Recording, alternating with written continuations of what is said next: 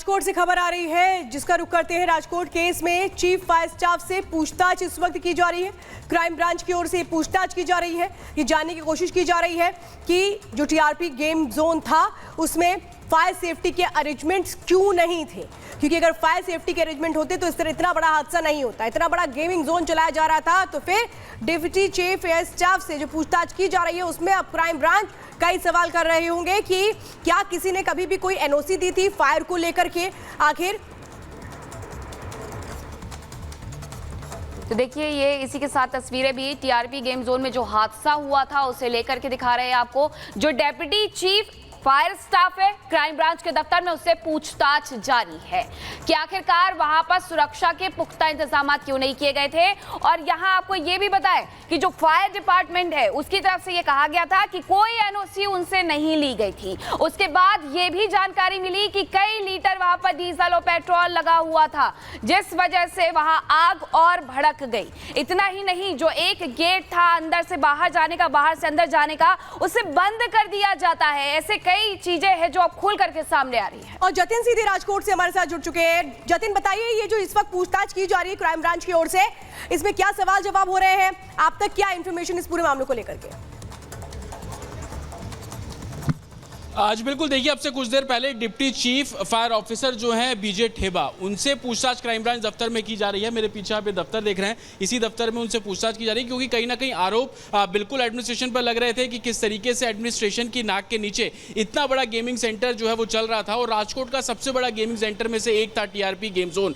तो फायर को इस बारे में जानकारी क्यों नहीं थी, और जिस तरीके से कार्रवाई की गई, आपने देखा कि राजकोट के जो पुलिस कमिश्नर है उनका तबादला कर दिया गया, म्युनिसिपल कमिश्नर का तबादला कर दिया गया, और इस तरीके से 7 ऑफिसर्स के तबादले जो है वो कर दिए गए। क्राइम ब्रांच दरअसल इस पूरे मामले को कॉन्स्पिरेसी के तौर पर इस पूरे केस की इन्वेस्टिगेशन कर रही है। इन्वेस्टिगेशन इस लिहाज से भी किन किन कर्मचारियों की मिलीभगत थी कि इस तरीके से जो एक तरीके से पूरा गेम जोन जो है वो चलाया जा रहा था, और इसी कड़ी में जो फायर के ऑफिसर्स हैं उनकी क्या कुछ मिलीभगत है, इसको लेकर जो इन्वेस्टिगेशन है वो तेजी से यहाँ पर की जा रही है। और आपको बता दें कि फायर के जो डिप्टी बिल्कुल क्या कुछ भूमिका थी, और अगर एनओसी नहीं लिया गया था तो आखिरकार इतना बड़ा कारोबार चल कैसे रहा था। बहुत शुक्रिया आपका जतिन तमाम जानकारी के लिए। अब आगे बढ़ेंगे, आपको दिखाते हैं 2 मिनट में भारत।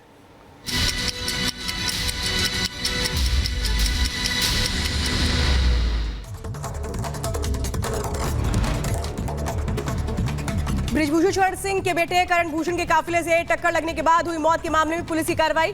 पुलिस ने गाड़ी के ड्राइवर को गिरफ्तार किया, पकड़ा गया ड्राइवर और उससे हो रही पूछताछ। रोड क्रॉसिंग के पास एक फॉर्च्यूनर और मोटरसाइकिल में एक्सीडेंट हो गया। पुलिस मौके पर तत्काल पहुंच के दोनों को सीएचसी कर्नलगंज में एडमिट कराया गया, जहां पे दोनों की मृत्यु हो गई। फॉर्च्यूनर को अपने कब्जे में ले लिया गया है। फॉर्च्यूनर का ड्राइवर भी हिरासत में ले लिया गया है।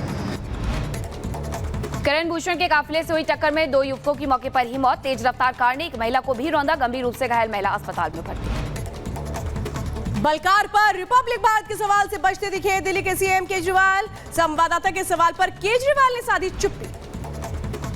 राजकोट टीआरपी गेम जोन आगजनी मामले में अब तक 5 लोगों की गिरफ्तारी। हादसे में एक आरोपी की भी जलकर हुई मौत। अमित शाह ने कांग्रेस पर जमकर निशाना साधा, कहा पीओके हमारा है, हमारा रहेगा। कांग्रेस देश को डरा रही है। कांग्रेस पार्टी देश को डरा रही है। पाक ऑक्यूपाई कश्मीर की बात मत करो। पाकिस्तान के पास एटम बम है। अरे राहुल बाबा, पाकिस्तान से एटम बम से हम भाजपा वाले नहीं डरते हैं, नहीं डरते।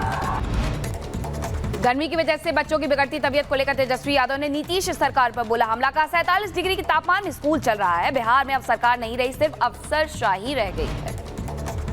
बिहार के शेखपुरा में गर्मी से बेहोश हुए 50 बच्चे। क्लासरूम में कई छात्रा बेहोश, अस्पताल में कराया गया भर्ती। स्वाति मालीवाल मामले में विभव कुमार से पूछताछ जारी। विभव से उसकी कॉल डिटेल्स के आधार पर की जा रही है पूछताछ। अब तक विभव ने फोन का नहीं बताया है पासवर्ड। यूपी के रायबरेली में 2 इनामी बदमाश गिरफ्तार। मुखबिर से सूचना मिलने पर हुई गिरफ्तारी। लंबे समय से वांछित चल रहे थे दोनों बदमाश।